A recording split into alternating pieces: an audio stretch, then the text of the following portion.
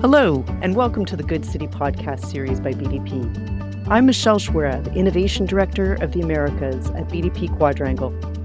In this series, we explore how design can help cities tackle their biggest challenges and create better places for people and the planet. Today, we're turning our attention to Rotterdam, a city that's leading the way in climate adaptation. We'll be talking about how Rotterdam is transforming its urban landscape to embrace water, enhance resilience, and improve livability. Joining me are the authors of the Good City Rotterdam paper, along with experts who are shaping the vision on the ground. Let's start by introducing our guests. Bjorn Blumink is the architect director and head of BDP Rotterdam's studio. Lindsay Schwitter is the project manager from the Green Village at Delft University of Technology. Johan Verlinde is the program manager of Rotterdam's climate adaptation plan. And finally, Jasmin Stip is from the citizens initiative Lieder aan Boord, located at the center of Rotterdam on Neuter Island. Welcome to all of you. So let's jump right in. Bjorn, I'm wondering if I could throw this over to you and have you tell a little bit about why Rotterdam is considered a global leader in climate adaptation and what makes its approach so distinctive. Well, I think, Michelle, to answer that, you also need to look back to the history of the city of Rotterdam. I've been living in Rotterdam now for over 20 years, and I'm fascinated by its origin and its history. Even if you walk the streets and you see that the city is very modern and metropolitan, there is still on every street corner a lot of history, and many of that goes back a long way. If you look back to the history, that goes back to the 13th, 14th century, and Rotterdam owed its prosperity to its strategic position alongside the river Maas, but also to its position to several inland water streams, amongst which the river Rotte, after which the city is named. And over the centuries, the stream of the river Maas moved its position gradually southward, which as a result made competing cities like Vlaardingen and Sluis lost its connection to the water. But because the city of Rotterdam was located on a bend of the river Maas, the stream, the natural flow of the water kept the city clean and the harbors clean. And therefore trade could prosper and thrive, whereas in other cities it gradually decreased. Now, I think that is very fascinating, but what you also see is a large portion of the city is built below sea level. Rotterdam is a tidal city, and in 1953 the Delta works started. The focus was very much on shutting out the water, keeping the water out of the city. And the storm surge barrier in the Nieuwe Waterweg is the closing project of the Delta Plan. When it was completed in 1997, basically the city was protected against the water. But since the city is below sea level for 85%, it is not only the water from the sea that we need to worry about. There is also water coming from above, from below, from the east and from the west. And I think that together with climate change, that caused a gradual shift in the way how we perceive or how we deal with water, from a perspective that is focused on shutting out water to managing water and embracing the fact that it is there and that we can benefit from it. Embracing or dealing with managing water is something that you can look upon from a very technical engineering perspective. But also climate adaptive measures, they cost a lot of money. The moment that you invest that, you might also actually make the best use of that. And I think Rotterdam is very good example on the way how you can implement these climate adaptive measures and at the same time increase the livability of the city. That's fascinating, Bjorn. So it's you've moved to this idea. And I love the fact that you gave us the definition of the city, the Rotterdam, the river dam. That tells me a lot about its geography just from the name. And I think had I understood Dutch, I would have known that already. But this concept of living with water, there's kind of the water as it is now, and then you talk about climate change. So there's layers and layers to that, to the fact that it's changing. So we're in this place of continuous adaptation. And this is happening all over the world. We're working on a project on an island right now. We're dealing with sea level rise. There's all of these ideas, and I think we can look to Rotterdam for a lot of that. I'd like to explore a little bit more about the vulnerabilities of the city. And as you said, climate change adaptation measures they're very expensive. So we really need to be thinking about these measures as integrated solutions. So I'd like to talk a little bit about these key climate challenges facing Rotterdam today, some of which you've mentioned, Bjorn, and how the city's strategy has evolved in response. And Johan, from a municipal perspective, maybe I could throw it over to you. Yeah, thank you, Michelle. And also adding to what Björn already said, Rotterdam is a very vulnerable city to climate change. We are a coastal city, a low-lying city. Almost the lowest part of the Netherlands is situated in Rotterdam. And already for decades, we have got quite a good system to cope with too much water. So the Delta program is there. So we have a series of levees to protect the city, a storm surge barrier that cuts off the city from the influences of the sea, while at the same time, rainfall is increasing. So our city was really built to work with too much water. So we have quite a big drainage system to pump the city dry in case of heavy rainfall, almost 1,100 pumping stations to pump all the water out. But in the last couple of years, we see that heat and drought is becoming a problem. And we should also think about the city as a sponge to keep the water more into the city, to, as Björn already mentioned, to live more with the water. So where we were used to getting rid of the water as soon as possible, we now like to keep the water in the city, and not only in technical solutions, but making use of more green trees, green infrastructure, parks, also to tackle the negative effects of climate change, while at the same time making the city more attractive.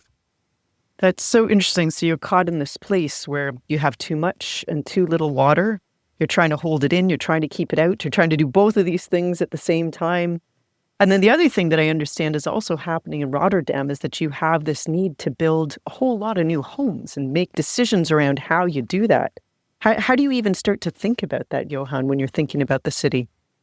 Yeah, so Rotterdam is rapidly growing, so we need a lot of homes in our city. There's really a lack of homes with this, which is a problem for people who want to live there.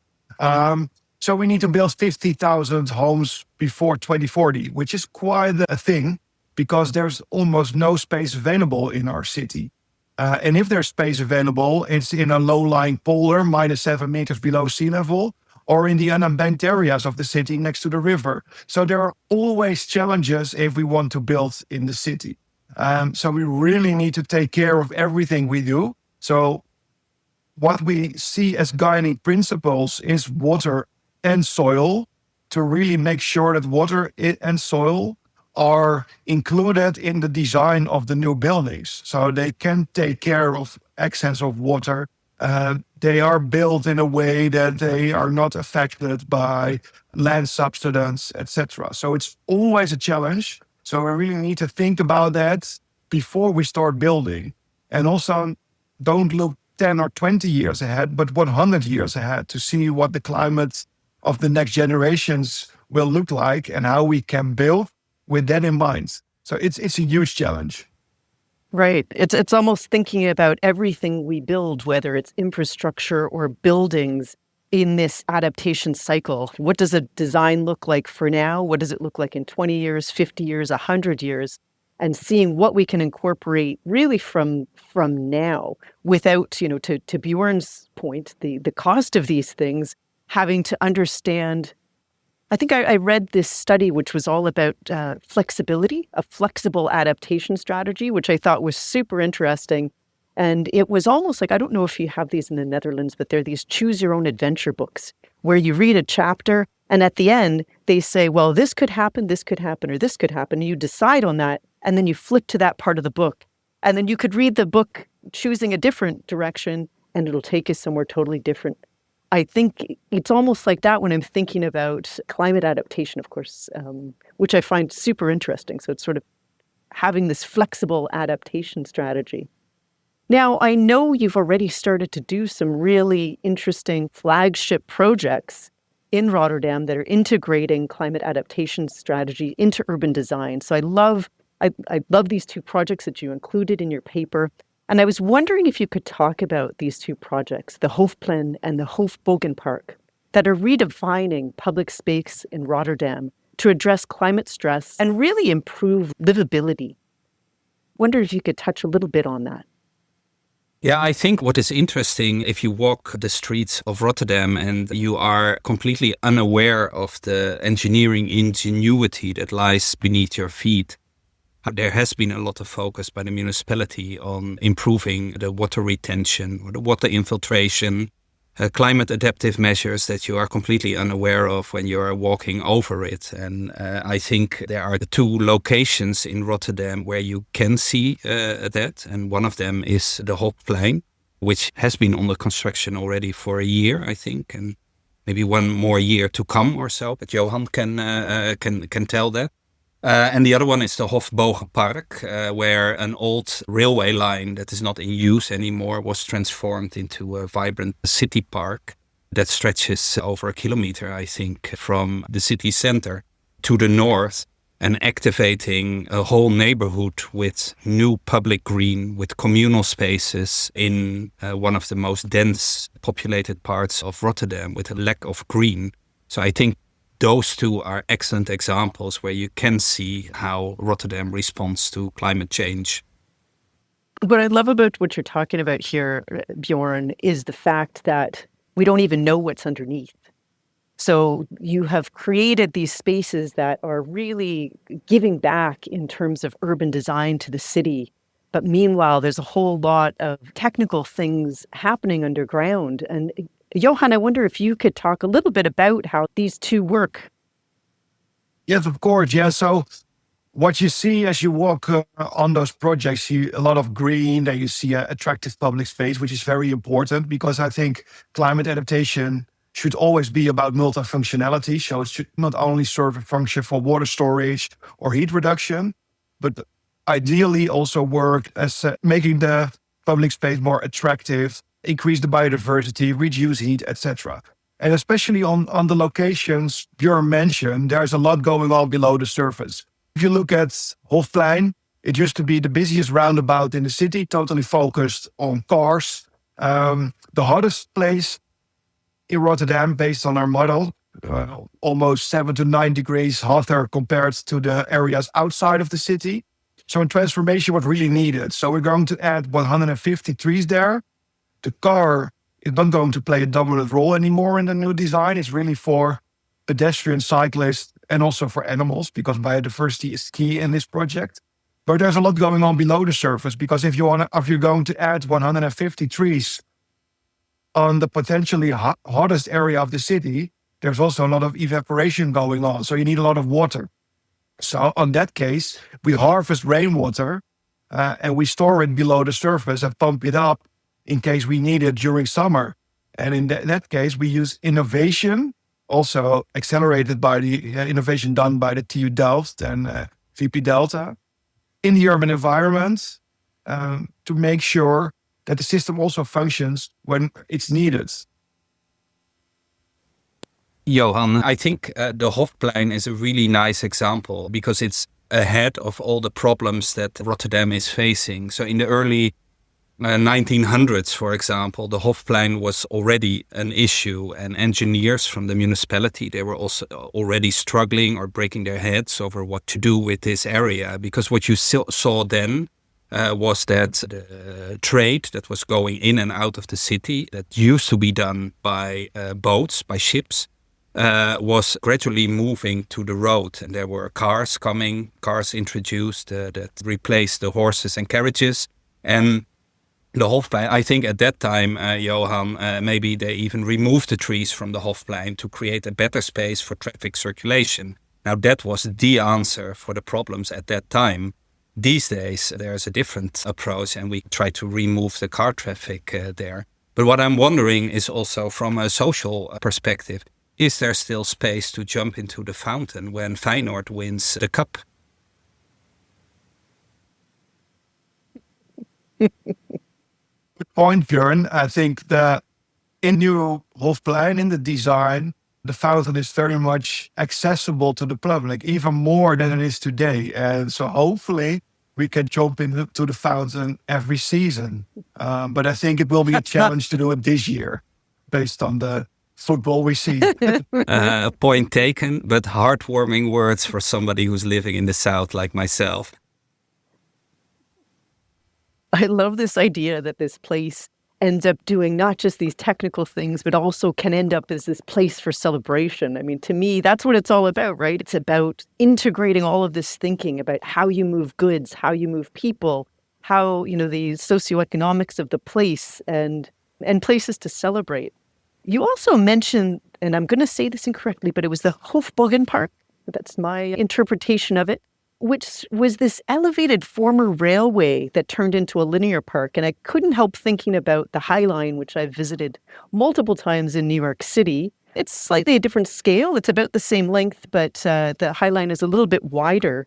I wondered if you could talk a little bit about this. And Johan, you had mentioned biodiversity. I read something in your paper about a bridge for hedgehogs, which I thought was fascinating. We're reusing some old infrastructure and making it actually work as a deeper piece of infrastructure for the city. Could you talk a little bit about that, Johan? Yeah, so the Hofpleinlijn is an unused train track because the trains move below the surface in a metro system. And it was already there for a lot of years unused. And a lot of people mentioned already to us, we should build the Rotterdam High Line. So that is actually going to happen next year, finally. And it will be a 2-kilometer long park, making more space for green, because that's really what we need. The Hofpleinlijn is situated in an older neighborhood. And in those neighborhoods, we really have a lack of green. There are a lot of houses really close to each other. There are no parks. So we need more green. And in this case, it's going to be elevated.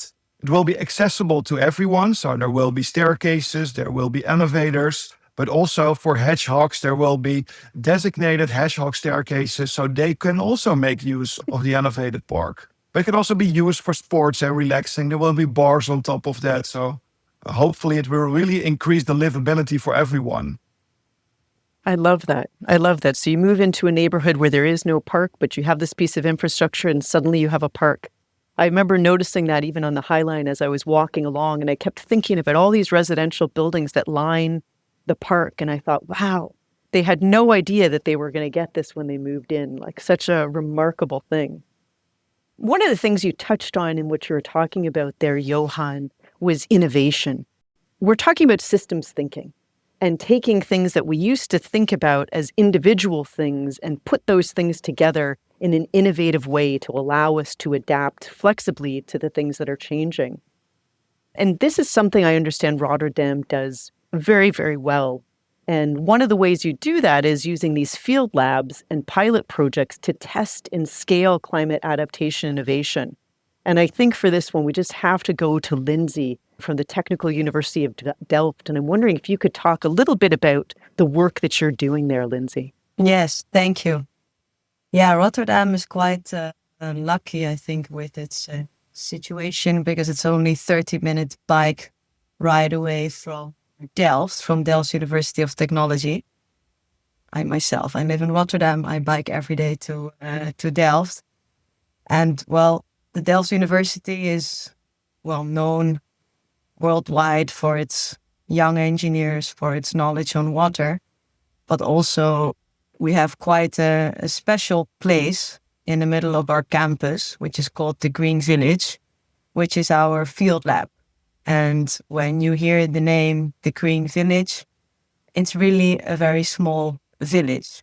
So we have streets, we have squares, we have offices, we have real people living at this village. So we have houses and we have everything monitored because it's still part of the university. We are scientists, so we like to collect data.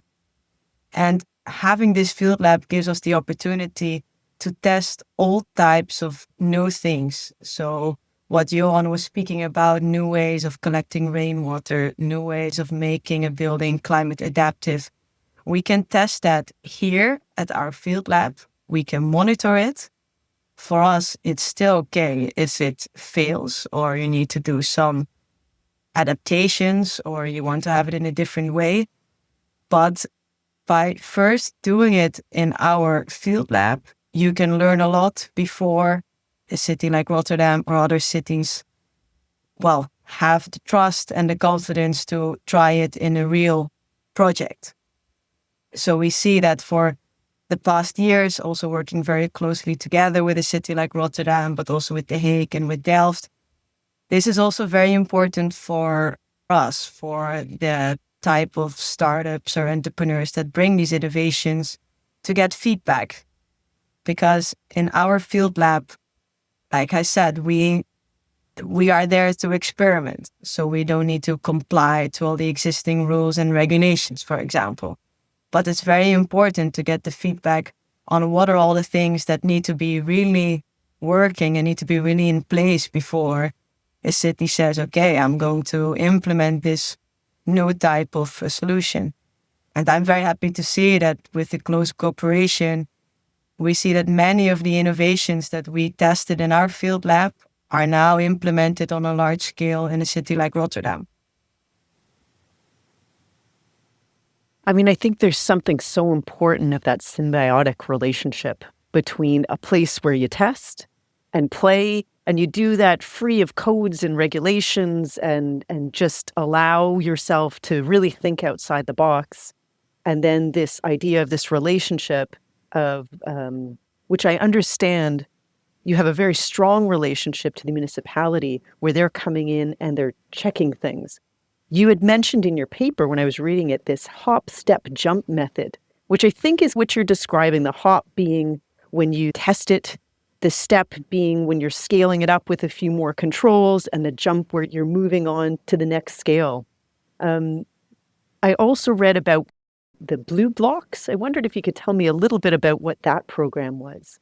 Yeah, so the blue blocks, it was an innovation actually started by a student. He actually graduated from TU Delft. This was his master graduation project. And later they really became a startup company.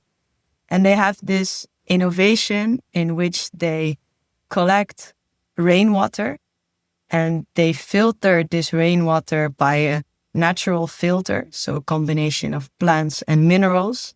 And then they can store that clean rainwater in the underground so that it can be reused for the times when you need it. So it's especially what Bjorn and Johan also mentioned, it's an integrated solution. So you create a space in your city where you can collect this rainwater because you want to avoid these floods and you don't want to overstress your sewage system. At the same time, we also see these periods of drought and heat stress in which you want to actually collect this rainwater.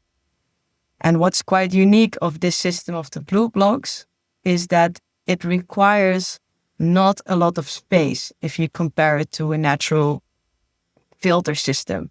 So normally when you have this filter of plants and minerals, you need quite a lot of space. And especially in a city, a densely populated city like Rotterdam, you don't have the space. So everything that you do above the ground, you want to keep as limited as possible. So what's very nice about their solution is that you can store this rainwater underground and you can pump it up later when you need it. So they first tested this at the Green Village and monitored it. Also, how clean does the water really become? How does it work? And then they got their first pilot in Rotterdam in the Spangen area, a quite old area that what we saw is that when it was heavy raining, this area would flood. And quite special, well, we talk about the fountain. That's for when Feyenoord becomes champion. But we have another football club in Rotterdam called Sparta, who have their stadium in this area. And they use a lot of water for irrigating of their fields. So their solution actually fit in quite well to sort of tackle this issue when it's heavy rain and you don't have space where this water can go to. And at the same time, you have a football club in the middle of your city that uses quite a lot of drinking water that maybe you don't want because we see also these periods of drought. So their first pilot was in Spangen and it worked very well.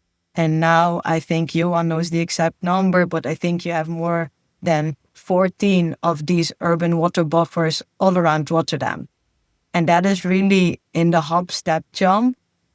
This is really the jump that right now, I don't even say anymore that this is an innovation.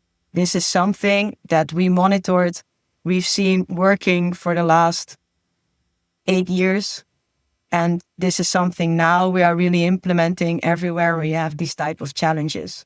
So this is a very nice example of, well, an innovation that I really saw from the very, very beginning. Their first prototype, their test at the Green Village, and they're now quite a common technology that is being used not only in Rotterdam, but also in other cities. I love that, Lindsay. You totally took us from, you got to see this thing right from its idea, inception, all the way to, no longer even calling it an innovation because it's something that has scaled up and integrated so clearly. And you made reference to Johan while you were talking there. And Johan, I'd like to understand how the municipality's relationship works with the Green Village. How does that work to take it from inception out to making it a real scalable, real world solution? Yeah, I really like the cooperation with the TU Delft because as a vulnerable city, we need innovations. We need new technology, new solution to cope with these massive challenges we face as a low-lying coastal city. And the collaboration goes both ways. So sometimes there's an innovation which originated at TU Delft, which we like and we like to scale up, like the urban water buffers. Or we come up with challenges we face and where we work on together to see what kind of technology links in what we need to do. So it also links into the, how do you say that?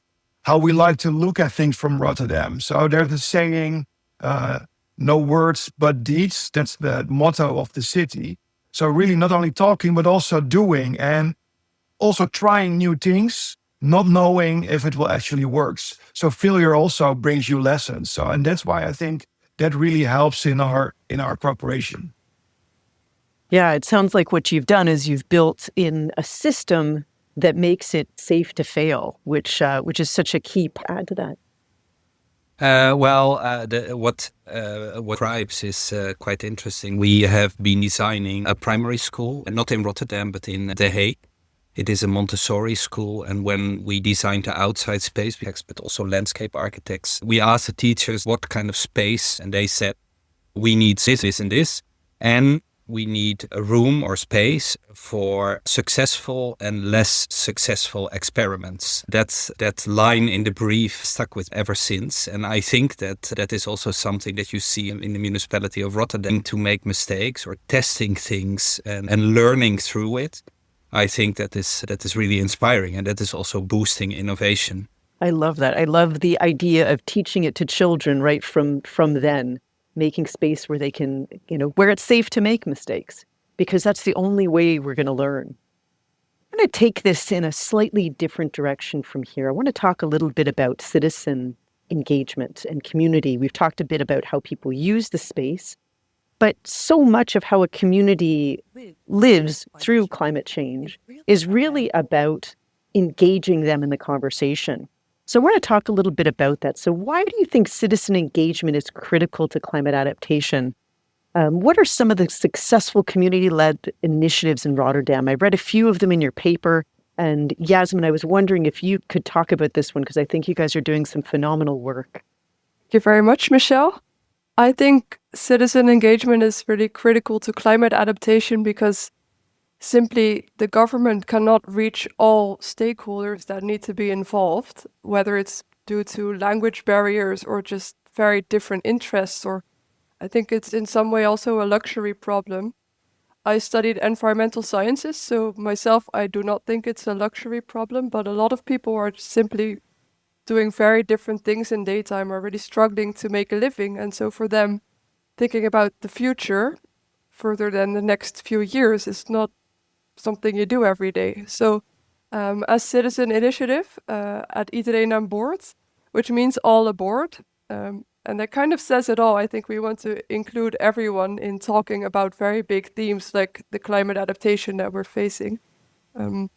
We start by doing really small incentives. For example, we have a lady who makes very small cloths, which we hand out to people, and they can put it around their wrists and they can make it wet and then they stay cool. So it's a heat stress prevention method. And it's very simple, it's very small, but through that tiny intervention, we talk about the circular economy as the cloths are made from old bed sheets. We talk about heat stress prevention. We really can ask people how they are struggling with the heat. And we can really gather a lot of information that's very valuable as well to the municipality as to us. So I think we have a lot of connection to the neighborhoods as neighborhood initiatives, and we get to deeper levels of conversation, which simply there is no time for within the government because they're working on very big themes and we're trying to translate it to really household level. One of the things that I found really interesting in the paper, Yasmin, was this talk about having a local hub, a place where people meet. And what you're talking about is how you actually manage to reach all of these people. And I love that the name is All Aboard, about bringing everybody along. And really, I think part of that is having a place, kind of a third place where people can meet. And I read about something called the wheelhouse. I wonder if you could talk a little bit about that. Sure, yeah. So iedereen aan boord, everyone aboard, has the metaphor that the Northern Island is a motor ship, which is sailing towards a sustainable paradise. This is created by artists 30 years ago, this metaphor, but we happily use it. And so the wheelhouse is our main hub where we have a swap and repair shop and where people can gather to have talks about the climate, but also just to have a cup of coffee. We have a lot of different people coming there together. And again, through small interventions and through a lot of activities, also lots of activities together with students, we involve a lot of different people all through the city. Yeah, so I think this neighborhood hub really helps in getting honest connections with people and then talking about climate issues as well. But it's really crucial to have such a place where people can just share their thoughts and fears about the future. Right. And so it's a multifunctional space. I'm just going by to have a cup of coffee, maybe run into one of my neighbors, pick up some used goods, or maybe I'm done with this and I'm taking it there, and then you run into people. And I think that's such a key piece to all of this, is creating places where people can connect. We did a thought leadership piece called Neighborhood Nest, which was all about creating that third place. And the idea was that the space, much like what you're talking about in the wheelhouse, would act as a place where people would run into each other. So for us, the idea was a concierge in a building and changing the definition of what their role was, where you might have kind of a security guard at the entrance to a building. The idea was more that that person would act like a barista or a bartender. How was your day? And have a little chit chat with you so that they would know what was going on in people's lives, at least just enough to know that if there was some kind of a crisis, you would know to say, hey, where's Yasmin today? It's really hot out. I hope she's managed to get out of her apartment because it's going to overheat. So it is in creating those community connections that it's such a large part. Let's talk a little bit about equity and this, you've talked about this need of reaching all different residents. I want to talk a bit about how cities can ensure that climate adaptation benefits everyone. So especially those in these more vulnerable areas. And, looking to you, Johan, to talk about it from a municipal perspective. I wondered if you could talk a bit about that. Yes, of course. It's an important topic for the city because there's a lot of people that are socially vulnerable living in Rotterdam. We also see that the poorest areas of the city are the hottest areas of the city. And people who are affected by climate change don't have the money to prevent themselves from the impacts of climate change. So what we do is put a lot of effort in making sure that the social aspect is also included, first of all, in the prioritization of the projects we do. So we not only look at rainfall, heat, but also at the social aspect to make sure that we put the parks and the projects not only in the areas in the city center or the high income areas, but also in other parts of the city. Then we have also a neighborhood approach where we really start a dialogue with the citizens in a different neighborhood, know what their needs are, but also how we can help them. And we work together with people really living in the neighborhood that help us, because every neighborhood is completely different. And then also an aspect which we use is to work together with social housing corporations, because a lot of people live in social housing corporation buildings. And we have a subsidy for them to make sure that they transform their roofs into green roofs, deep pave their community gardens, and also make sure that that is helping in reducing the heat stress, for instance, or also problems during heavy rainfall. So it's really on top of mind for us to make sure that we reach everyone in the city. Yeah, I think a lot of the things that you talked about in there, Johan, you talked a little bit about, underserved neighborhoods often having less trees. Now, we've found this to be true when we're evaluating a place to see what should go there. We did a project called Regeneration when we were looking at this area of New York City that was getting a new transit area. And the question we asked was, where are the places of need where we could add some social value to this place? And one of the things we did is we layered from all kinds of open source data mapping. I mean, a lot of municipalities have this now, is we took this mapping and layered it on top of each other. One of the things that you see, and that's evident, is things like green space, having less of it in those areas. And then the other thing that we looked at was exactly what you talked about, is who are those people in the neighborhood that are citizens that are wanting to get engaged, and then what community groups already exist there and might have an aligned vision for how to make this change. I think some of those things are really quite key and offer some lessons learned for other cities. And it sounds like Rotterdam has all kinds of these things just in your integrated way of thinking. I love that you're thinking about it from the scientific side, from the experimental side, the people side. I wondered if you could talk a little bit more about this and what you think other cities could learn from Rotterdam's approach to climate resilience and urban innovation. And Bjorn, maybe we could start with you. Yeah, well, I think you said most of it already yourself. As you may know, we work at BDP as an integrated design practice. And I think what I like most in my work is bringing professions and expertise together. And I think if you look at the way how the city of Rotterdam does that in regard to climate adaptation, I think you can really see that this integrated way of thinking is also part of the foundations of how Rotterdam solves its issues. You create added value by adding up the individual parts, and the adding of all the individual parts results more than the sum would normally do.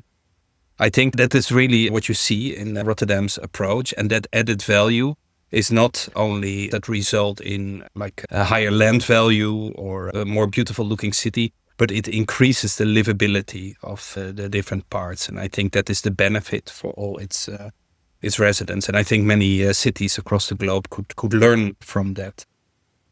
I think there is also another thing that is interesting, and that you don't use a one-size-fits-all solution and then you spread that out across the entire city. There is also a kind of overarching vision on this, but there is also these layers below that go from the city to the borough, to the neighborhood, to the street, and even to the owners' corporations that occupy the individual houses. And each of these levels, there is a strategy on how to implement climate adaptivity, from large interventions to really small things. And I think the third topic that I think is really important there is also that the way how the city mobilizes its community. So it is not only a top-down approach, but it's also a bottom-up approach. And that starts also with a little bit of piracy sometimes, like the championship of tile flipping that we have in Rotterdam.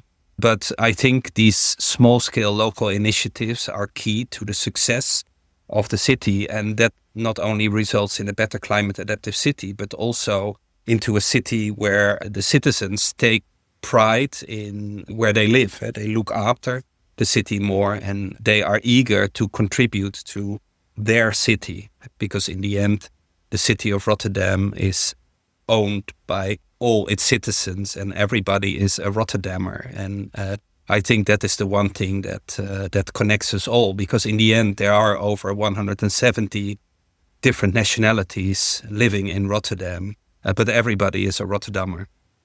I love that. It is that sense of belonging, that sense of pride of place.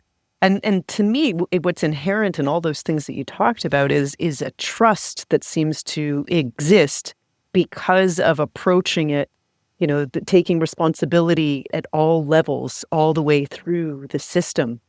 I wondered if anyone else had anything else to add to this. Yeah, Michelle, I immediately thought when Bjorn said, or when Bjorn just talked, I had to think about the fact that green is really a connecting factor in neighborhoods.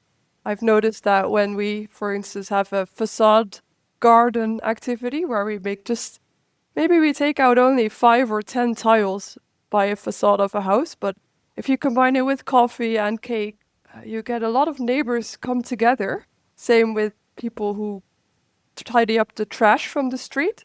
I feel like greening and working on, cleaning your environment is really something that connects people. And I think that's really key in Rotterdam, that we work in such neighborhood-focused projects that we really make little villages within the city. So in the case of the Northern Island, of course, we're really separated from the rest of the city by 2 bridges. So that already makes us a kind of little village. But I think that probably works in a lot of different areas in the city, different neighborhoods, that you really get people to work together over greening.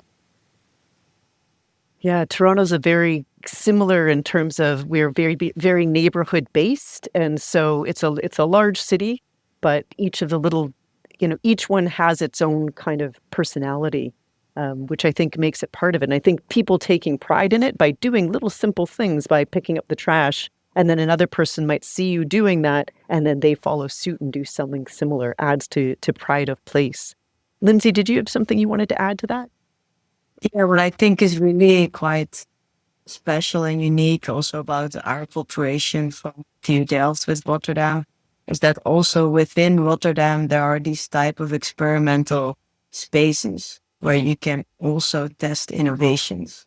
So you have an experimental roof where you can test different types of innovations on the roof, but also we use the Rotterdam Zoo as a space for testing all types of technologies, which is a very visible site in the middle of Rotterdam where people from types of different backgrounds come. So for example, this urban water buffer that was described earlier, it's also implemented in the Rotterdam Zoo. And it's visible for all the visitors that come to the zoo, and they learn a little bit about climate adaptation and about the challenges in Rotterdam.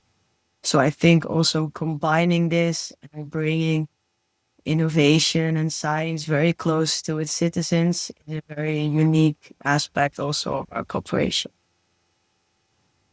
Yeah, I love that. I think between, being able to go to the zoo and understand science and jump in the fountain and understand science, I think those are two of my big takeaways from this, is like combining it with fun, combining it with things and places where people like to go. So I want to get to a bit of a wrap up. I want us to think a little bit about Rotterdam's future. And I'm going to go to each of you individually, and I'm going to ask you to sum it up in one sentence, the answer to this question. What would it look like to have Rotterdam as a truly climate resilient city? And Johan, I'm going to start with you, if you don't mind. Oh, wow. Yeah, envisioning the future of Rotterdam. That's an exciting one, but hopefully a city that embraces water and also green, and a thriving, healthy city for future generations. Wonderful. Thank you. Yasmin. I agree with Johan, and I would like to add that every inhabitant in their own ability is able to work on climate adaptation, and that everyone feels involved and proud of what they can contribute to this. Wonderful. Lindsay. Well, there are many, many street names in Rotterdam that refer to water. Even the name of the city refers to water. So I would really love it if many of these streets that have the name of single actually become a single again, river. Love that. And Bjorn, over to you. Well, I can only agree with all of what was said before, but I also think I would be very inspired to see that all these measures are also resulting in very strong social impact, so that climate resilience is not only about embracing the water, but also embracing the community even better than what the city is doing at the moment. I love that. So connecting it up all the way across. Great. This was a wonderful conversation. Thank you all for sharing your vision and your insights. And to our listeners, thank you for joining us. If you'd like to explore more about Rotterdam's approach to climate adaptation, check out the Rotterdam paper and find out more about the Good City Initiative at www.bdp.com. Don't forget to subscribe to this podcast so you never miss an episode, and share it with someone who's passionate about creating better cities. Until next time, I'm Michelle Schwerab, and this has been the Good City Podcast, where we explore how design can help create resilient, inclusive, and thriving cities for the future. Thank you for listening.